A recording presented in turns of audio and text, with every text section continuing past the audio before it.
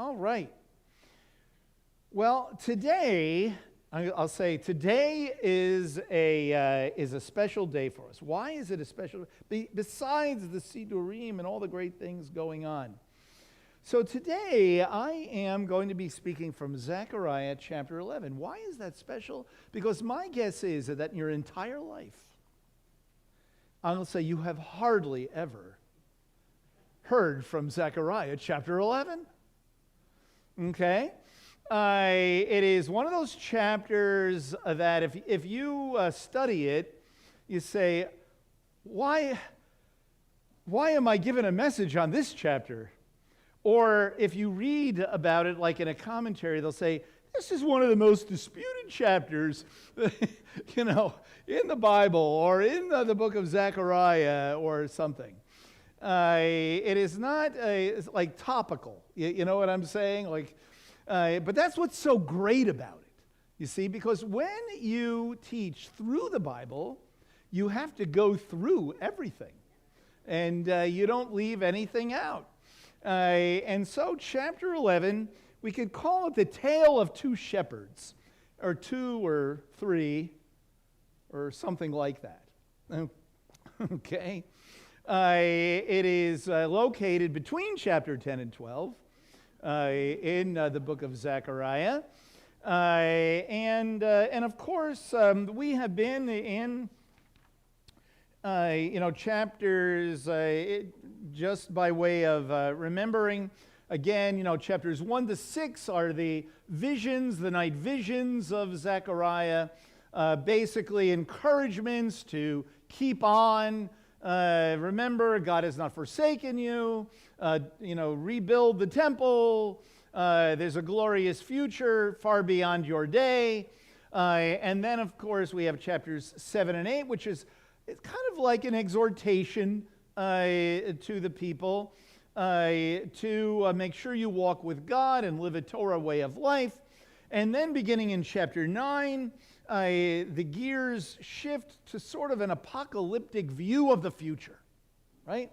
And we saw in chapter 9 and 10 about really the coming of the Prince of Peace, the King of Peace, and that there will indeed be a healing and a glorious future. We saw that in chapters 9 and 10. And then, of course, chapter 12 is very famous, as we will see. Chapter 12, 13, and 14, that is about the return of Messiah Yeshua and the recognition of his messiahship and kingship and lordship and so on, and how the nations will come on Sukkot and worship the King, the Lord of hosts, chapters 12, 13, and 14. And by the way, what a great time of year to kind of end the book of Zechariah. But in between all that is chapter 11 of Zechariah. And it really is a time, or in this prophecy, of washing your face with cold water, after a prophecy of a great and positive future, the prophet brings his message back to the present day, which was not so hot. And basically what he's going to say is that things are going to get much worse before they get better. And there's certainly great lessons in that for us. And so, if you have a Bible, you want to turn to the book of Zechariah in the 11th chapter. Now, what I'm going to say is, when we say when we read the first three verses, say, what does it mean? You have to say, well, according to some, it means one thing. According to others, it means something else. But what I will say, it's all about lamenting. It's all about wailing. It's all about coming grief and sadness, depending on, which slice of the pie you want to look at. We know that the pie is all about lamenting, suffering over disobedience. And so in verses 1 to 3, why don't we read them? Open your doors, O Lebanon, that a fire may feed on your cedars. Wail, O cypress, for the cedar has fallen, because the glorious trees have become destroyed. Wail, O oaks of Bashan, for the impenetrable forest has come down. There is a sound of the shepherd's wail, for their glory is ruined. There is a sound of young lions' roar, for the pride of the Jordan is ruined. Well, clearly we read over and over again about wailing. Wail, wail, wail. You could also translate it howl. It's a very vocal kind of word that evokes great lament and wailing, great sadness and over impending doom. Okay? Now, some will say, because it says, open your doors, O Lebanon, and talks about Bashan, that perhaps it is talking about the judgment of nations. Some would say it's the judgment of nations, but I would suggest, I'm going to suggest a few things in this chapter, but I would suggest that it's not a judgment of nations, that it's a judgment of Israel. Because if you look a little farther in verse 4, pasture the flock, doomed to slaughter. And clearly that is speaking about Israel. So what you have here, I would suggest, is a prophetic statement of the end of the Second Temple period. Remember that Zechariah was a prophet after the Babylonian captivity. I know sometimes we have a hard time with the time frame, with the chronology of all this. But Zechariah is not the same time as like Isaiah and Jeremiah and Hosea and Joel and all the others. No, it's after what they prophesied, after the destruction of Israel, the northern kingdom, after the destruction of Judah, the southern kingdom. And then after the 70 years of captivity, a remnant returns, and Zechariah is one of the few prophets prophesying, therefore, in what we call the beginning of the Second Temple period. And so when he looks to destruction coming, it's in 70 AD, not in 586 or 722, hundreds of years earlier. This is going to be another exile, another captivity that is being spoken of, and that's kind of important here. And so it is a prophetic statement, I would suggest, about the end of the Second Temple period and the destruction of the temple. Something that's kind of interesting, we know that in both the first and second temples, cedars from Lebanon were used in the building of the temple. So some might say that it speaks of the destruction of the temple, but perhaps it is about a little bit about geography and three different, the northeast, the northwest, and the central part of what was then called Judea. That when attacks would come, they would come from the north. They would come down and through these areas. And of course, the mentioning of these trees and so on, these big, gigantic trees and forests were viewed as like a security zone a little bit. But it's all going to come crashing down. And so that is why, we read about wailing here. And then, of course, the sound of the shepherds wail. Their glory is ruined. As we'll see in this chapter, and as we have seen in previous chapters, and even coming up in a few places in the next few chapters, we read about these shepherds, the shepherds and the shepherd, both. And so we certainly see it here. So, as I often do, I go ahead of the slide. Okay. So we see three geographical locations representing different parts of the land. And the prophet calls the people to lament over the fact that the leadership and people continue to rebel, even in this Second Temple period. And of course, he is not speaking only of the immediate day, but of the next few hundred years. And if you're familiar with Jewish history, in the 300s and the 200s and the 100s, there was certainly, it was not a pretty time in covenant relationship with God. And so we see it here in the 4th verse. Thus says the Lord my God, pasture the flock doomed to slaughter. The flock is doomed to slaughter. This is not good news. And in a way, this is like the low point, because again in chapter 12, there's going to be a high point. But here, this great warning of doom. And I guess we could say, even for our own selves, when we think about, there is a glorious future as Messiah followers ultimately, but let us not kid ourselves that we live in difficult times. We have always lived in difficult times. This is not a more difficult time than other times in human history. But we continue and will continue to live, in difficult times. And the warnings to them are warnings indeed to us as well. All right? All right, so now beginning in verse 4, and I will say, a good illustration of this is I have a Jewish commentary, a couple of them, but in one in particular, there's this disclaimer beginning in verse 4 by the editor of the series. And the disclaimer is, there are so many different views on these verses that it's hard to really understand them.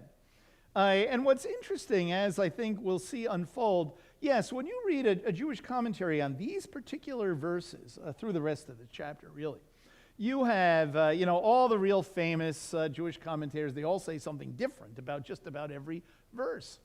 And one of the reasons, I think, for that is because these verses depict an event that was coming up in Jewish history at the end of the Second Temple period that we will see kind of clarifies the whole thing. But all commentators on these, all people that study these passages, there are different kinds of, different nuances of views. But we'll see that it all kind of becomes clear when we understand what's going on here. So first, in verse 4, see where it says there, thus the Lord my God, thus says the Lord my God, pasture the flock doomed to slaughter. He's telling, Zechariah is talking about this conversation, this interaction that he has had with God. And God is telling him to do something. That's the first thing we want to get here. He's telling him to act out something as a sign. And we know that the prophets did this sometimes. Sometimes, God would tell them to do all kinds of strange and different kinds of things, sometimes to get people's attention, or as a physical illustration of what he's trying to say. That is why Heschel, in his book, The Prophets, in the introduction, the very first line said, this book is about some of the most disturbing people you've ever met. Because these prophets were very interesting characters. Here we see he wants Zechariah to act like a shepherd. Pasture the flock doomed to slaughter. Okay? And so he wants him to act like a shepherd, leading sheep that are doomed to slaughter. Okay? Now, God explains what's going on. He says, those who buy them slay them and go unpunished. And each of them who sell them say, blessed be the Lord, for I have become rich. And their own shepherds have no pity on them. So God explains to Zechariah that he's going to, you be kind of like a shepherd, shepherding sheep, but recognize that the sheep are going to be taken or purchased by shepherds who don't care about them. Okay? As we'll see, what it really is depicting as the shepherd is being rejected by others who are taking the sheep for their own personal gain. It sounds a little bit like Ezekiel chapter 34, a passage we might be a little familiar with, right? Now in verse 6, "For I shall no longer have pity on the inhabitants of the land, declares the Lord. But behold, I shall cause the men to fall, each into another's power, and into the power of his king. And they will strike the land, and I shall not deliver them from their power." So Zechariah will allow the shepherds and the sheep to fall prey to worldly powers, to worldly kingdoms and powers of this world. And so again, we want to remember that he's writing this after the Assyrians and after the Babylonians. And what is looming ahead are going to be the Greeks and the Romans. That's what's coming, right? Okay. And so we read here, he says, so in verse 7, "So I pastured the flock doomed to slaughter, hence the afflicted of the flock. And I took for myself 2 staffs. The one I called favor, and the other I called union. So I pastured the flock." That's kind of interesting. The words here, I have here, Zechariah plays the role of a good shepherd. The sticks represent pleasantness, noam. It's actually a name that people name their children, noam. It means something like beautiful, pleasant, nice, but I think in this context, it's not just looking nice, but kind of like compassion.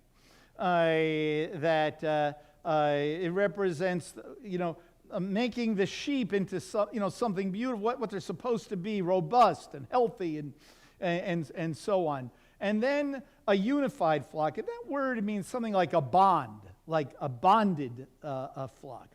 And that's what a good shepherd does. A good shepherd, a good leader, keeps the people together, keeps the flock of sheep together, I should say. A shepherd of what we call a shepherd as a leader keeps the people together and protects them and makes sure that they're healthy and so on. And so this is Zechariah playing the role of this shepherd, right? So far so good. Okay, they're doomed to slaughter. I took care of the afflicted. I made 2 staffs, representing the way I would lead, the way a good shepherd leads a flock, pleasantness, wellness, compassion, and keeping them together, bonded or unified. And so I pastured the flock. Unfortunately, in verses 8 and 9 speak of destruction and judgment, right? Then I annihilated the 3 shepherds. That's an interesting word, by the way. It's a very nuanced word. It means something different in many different contexts. Sometimes it just means hide, And I would imagine what is being said here is like eliminated them. A very strong word for killed or blotted them out or something. Then I annihilated the 3 shepherds in 1 month, for my soul was impatient with them, and their soul also was weary to me. Now, who are those 3 shepherds? No one knows. No one knows why it's 3. No one knows who they are. There's all kinds of interesting, creative thoughts about it, but I would suggest that it simply stands for the leadership. The leadership that rebelled really against the good shepherd. And it speaks, of judgment, of judgment. Okay? And then, of course, we see here in verse 9, then I said, I will not pasture you. What is to die, let it die. The one that is to be annihilated, let it be annihilated. And let those who are left eat one another's flesh. Now, that is really difficult language, but something that's kind of interesting is that in the Roman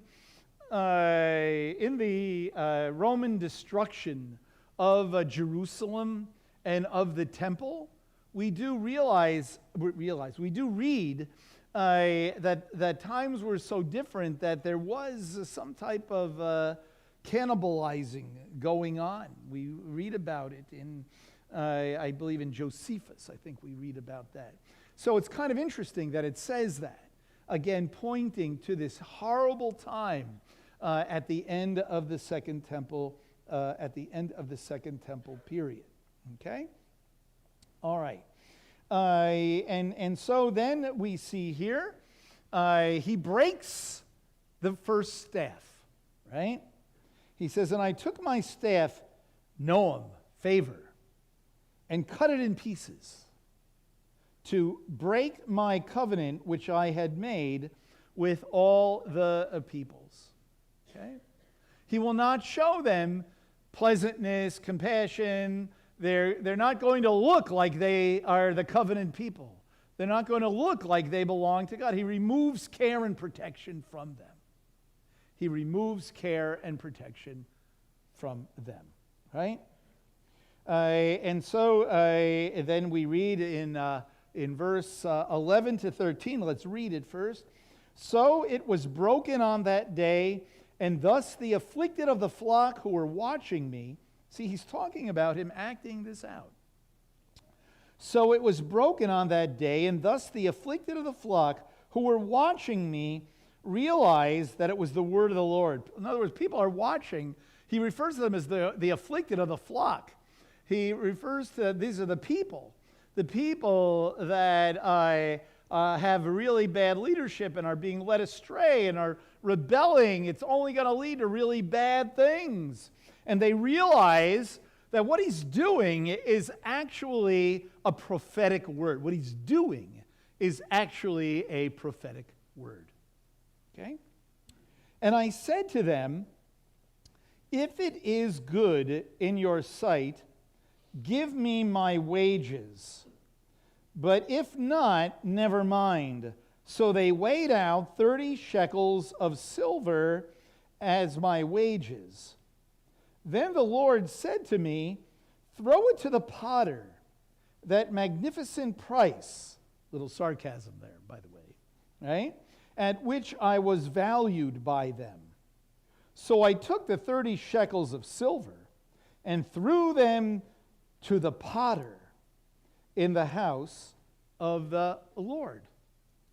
Okay? So, if you read this carefully, this is because the shepherd is rejected and asks for pay. Let's look at it a little bit again, right?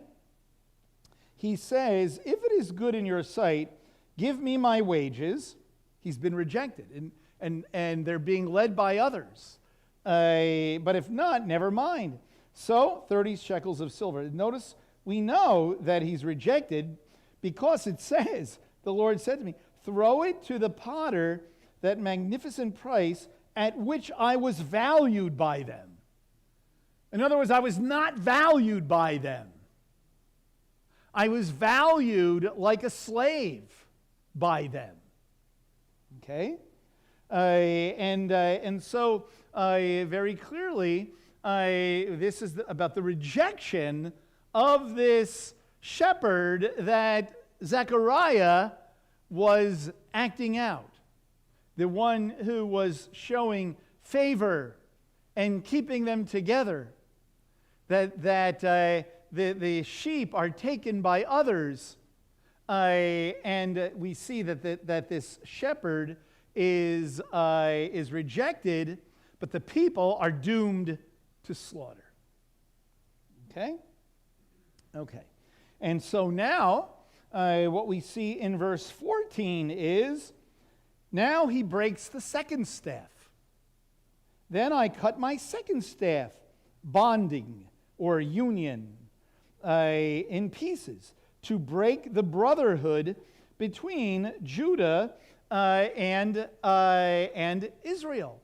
Now remember, this is long after 722. This is hundreds of years later, after the Assyrians had overtaken the northern kingdom of Israel, and it is also after the Babylonians had taken Judah into exile.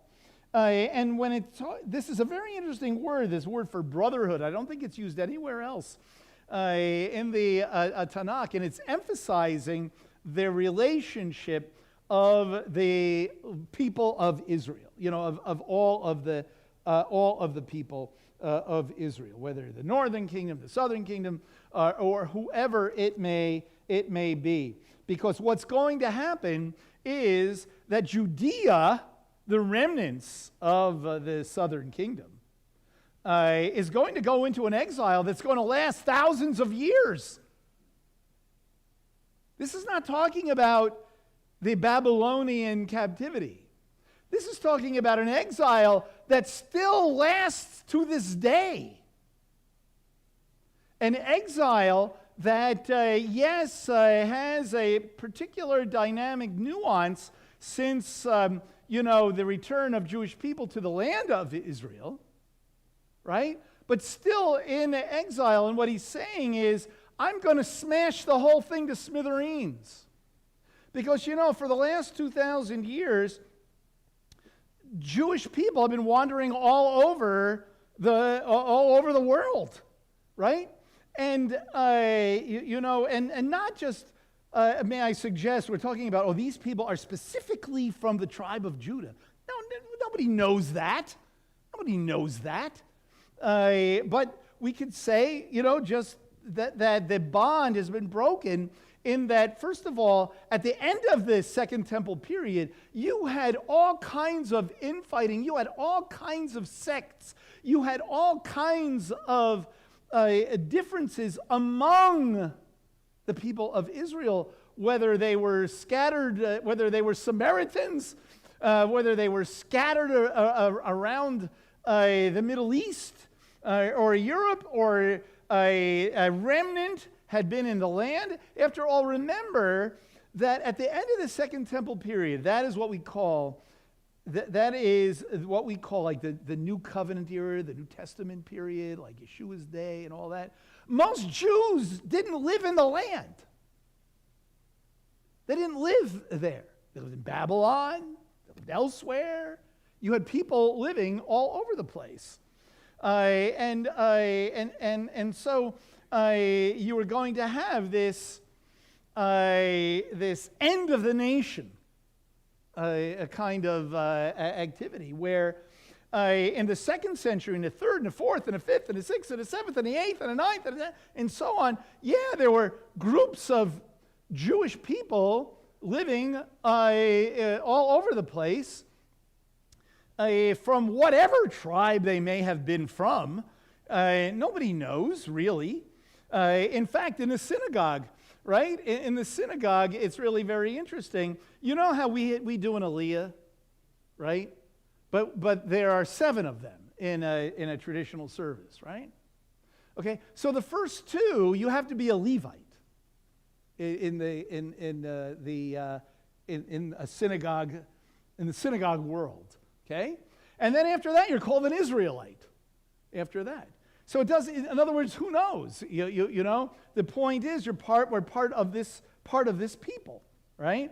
And so the point being is that as a result of this judgment that's coming, God is going to basically explode this people to be all over the place. And that's, I would suggest, what he means by break the brotherhood between Judah and Israel. That will be all over the world in a way. It is kind of interesting. You can go to Africa. You could go to China. You can go to Asia. Not just like Eastern Europe or something. And you'll find all kinds of Jewish people that have interesting stories and lineages from many places. Okay. All right, so, how much worse can it get, right? How much worse can it get? And so once again, I already explained this, right? Of course. Kingdom of Israel, I would say, in the first temple period had been taken captive, hundreds of years Israel. Now Judah, which had returned in a remnant, would face the same fate at the end of the second temple period, an exile that continues to this day. Okay? All right. And so now what we have is what's left. What's left? And the Lord said to me, okay, now I want you to be a bad shepherd. Okay? Take again for yourself the equipment of a foolish shepherd. A foolish shepherd. For behold, I'm going to raise up a shepherd in the land who will not care for the perishing, seek the scattered, heal the broken, or sustain the one standing, but will devour the flesh of the fat sheep and tear off their hoofs. It's kind of like the anti-shepherd, right? He does everything the opposite of what the good shepherd is supposed to be. It could refer to the leaders of the Jewish people, at the end of the Second Temple period. It could be referring to the man of sin at the end, just before the events that we read about in chapter 12.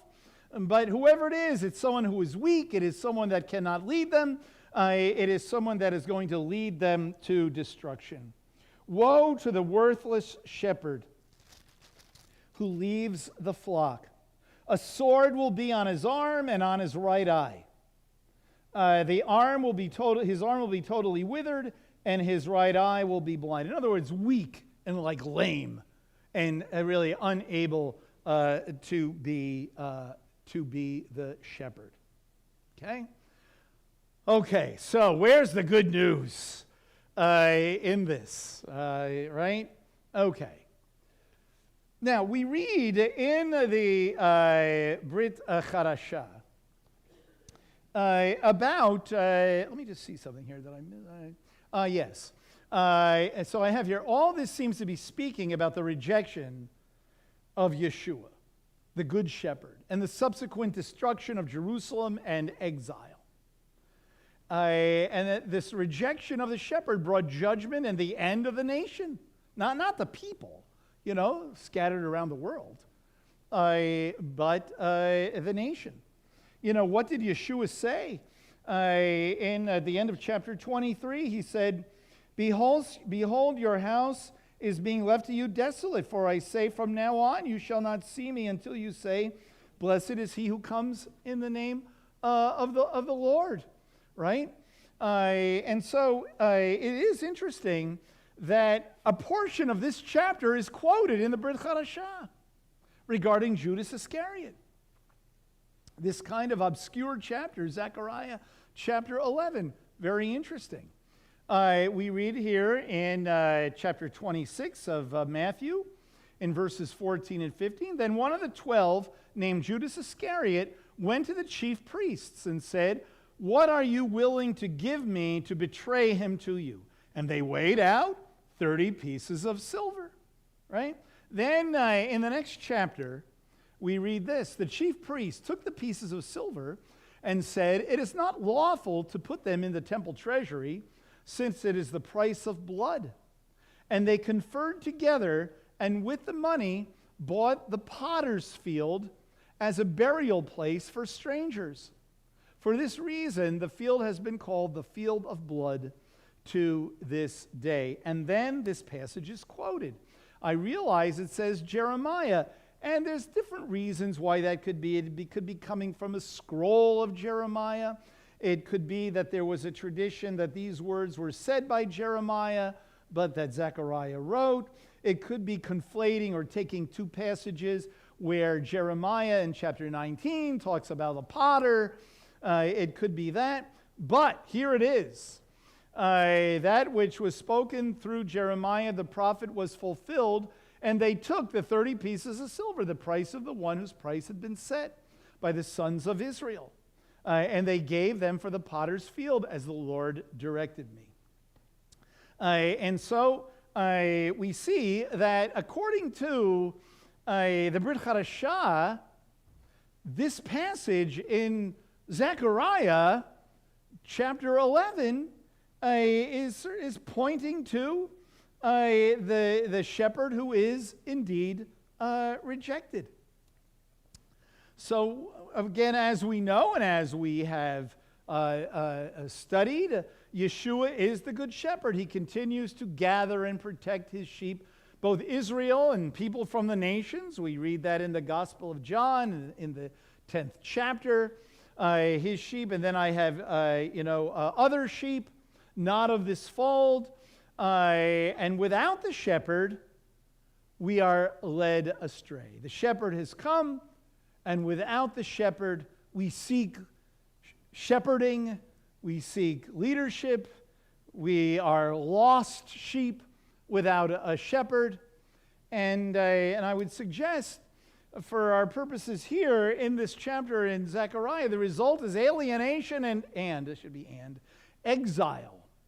Alienation and exile. What happens when we reject the Word of God, when we reject the word of the prophet, or when we reject the Messiah? There's an interesting little passage in Micah in the beginning of the 7th chapter. It's really very, very interesting. It's actually, if you read the whole 7th chapter, you see it begins with, "Woe is me." It's this lament over the people's forgetting God and rejecting the word of God. And it's really very sad. But it says here, "The godly person has perished from the land, and there is no upright person among men. All of them lie in wait for bloodshed. Each of them hunts the other with a net." So this is a very interesting depiction of alienation, of not being unified, of not seeing ourselves as one community, one body, and focused on loving God. And then a little farther down in verses 5 and 6, it says, "Do not trust in a neighbor, do not have confidence in a friend. From her who lies in your bosom, guard your lips. For son treats father contemptuously, daughter rises up against her mother, daughter-in-law against her mother-in-law. A man's enemies are the men of his own household." And so taking this passage in Zechariah 11 and recognizing what happens to the people in rebellion. They lose their fragrance, they lose their beauty, they lose that sense of a protection and compassion of a God, but also this sense of unity, this sense of brotherhood. And this is indeed what happened to Israel, and it's what happens in this world, and what happens to us.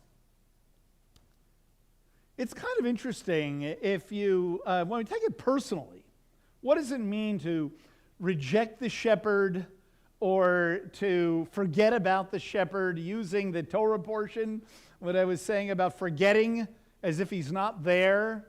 What ends up happening? It's kind of interesting. If you look in the New Covenant scriptures, if you look, like, for example, in Galatians chapter 5, when you read about the deeds of the flesh, and this is also true of thinking about things on earth, as we read in Colossians chapter 3, or the old nature in Ephesians chapter 4. Any of these, they're kind of similar. We read here, sorry about that. In Galatians chapter 5, in verse 19, now the deeds of the flesh are evident: immorality, impurity, sensuality, idolatry, sorcery, enmity, strife, jealousy, outbursts of anger, disputes, dissensions, factions, envying, drunkenness, carousing, and things like this. These kinds of things, of which I forewarn you, just as I have forewarned you, that those who practice such things shall not inherit the kingdom of God. It's like living without the shepherd. It's like selling him off for 30 pieces of silver. And then this is what happens. And these traits are traits that destroy, traits that bring terrible problems in personal relationships. And when taken in the more global sense, which create terrible problems within people groups and nations and so on. However, the fruit of the Spirit, love, joy, peace, patience, kindness, goodness, faithfulness, gentleness, self-control, against these kinds of things there is no law. If you live this kind of life, these are certainly relationship-building traits that people really desire. What kind of world do people want? This kind of world. Where does it come from? It comes from embracing the Good Shepherd and following him and receiving the Ruach HaKodesh. And so what Zechariah is describing about Israel and the Jewish people and the breaking of bonds and all of that, we could say that with the coming of Messiah Yeshua, there is a lot of emphasis on loving the brethren. You know, I'm teaching on 1 John chapters 2, 3, and 4, and it's he kind of repeats himself a few times. Don't hate. You know, if you're a child of God, if you're walking in the light, you are going to love the brethren. You're either a child of light or a child of darkness. Which one is it going to be? And this was really what Zechariah was lamenting and wailing about this destructive future because of a rejection of the Good Shepherd, right? And of course we know that globally speaking, there is hope for the future. We've talked about this. We don't need to read the passages in, let's see where we're at. Oh, nice. In detail. You're familiar with Isaiah chapter 2 in verses 1 to 4. That's where we read that swords will be turned into plowshares and spears into pruning hooks, right? In other words, no more war, no more this kind of dissension, this kind of hatred among nations in the Messiah, when Messiah is reigning as king. Not only that, but in Ezekiel 37, Israel will be a united nation once again, dwelling in the land. It talks about, interesting that you have two staffs here in this chapter and two sticks in Zechariah or Ezekiel chapter 37. The two sticks represent Judah and Israel being reunited. And it says very specifically that he's going to gather them all together from the four corners of the earth and bring them into their land, and they will dwell there, and David, their king, will be king over them. And that is indeed the great hope. In Messiah is peace and unity among Israel and among the nations. That is indeed what Messiah Yeshua brings. He is our peace. And remember, that we read we read in Zechariah chapter 9 that he is the peace when he rides into Jerusalem on that donkey. And he says, if only you had remembered or known where peace comes from, and it is all bound up in him. So whether we're talking about looking to the future or we're talking about our own relationships among each other, within families, and think about that Micah passage, schisms. There are schisms in families and friends and neighbors and people who don't speak to each other and all kinds of terrible relationships. Yeshua came to heal that. He is indeed the good shepherd. And so may we not sell him off, but may we really embrace him and live a Messiah, Yeshua-centered life. He is indeed the Messiah of Israel.